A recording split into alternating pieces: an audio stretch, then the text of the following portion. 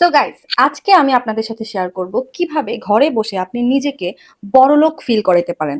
Like আপনি নিজে ঘরে বসে নিজেকে বড়লোক ফিল করাবেন। নিজেকে বড়লোক ফিল করালে আস্তে আস্তে আপনি নিজে দেখবেন বড়লোক হয়ে গেছেন। তো আগে তো আপনাকে নিজেকে ফিল করাইতে হবে যে আপনি একজন বড়লোক মানুষ।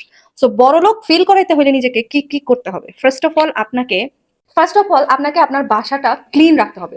বড়লোকদের ঘর বাড়ি সবসময় পরিষ্কার পরিচ্ছন্ন থাকে। তাদের চরিত্র যতই অপরিষ্কার হোক না কেন, তাদের ঘর অলওয়েজ নিট অ্যান্ড ক্লিন থাকবে।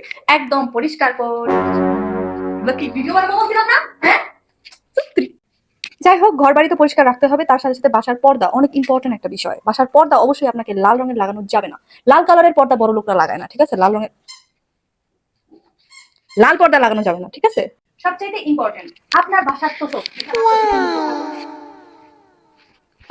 এগুলো এনে কে রাখছে? হ্যাঁ, কে রাখছে এগুলো এখানে? বড় লোকেরা কোনোদিন বিছনা তোষকের নিচে এসব রাখে এইসব?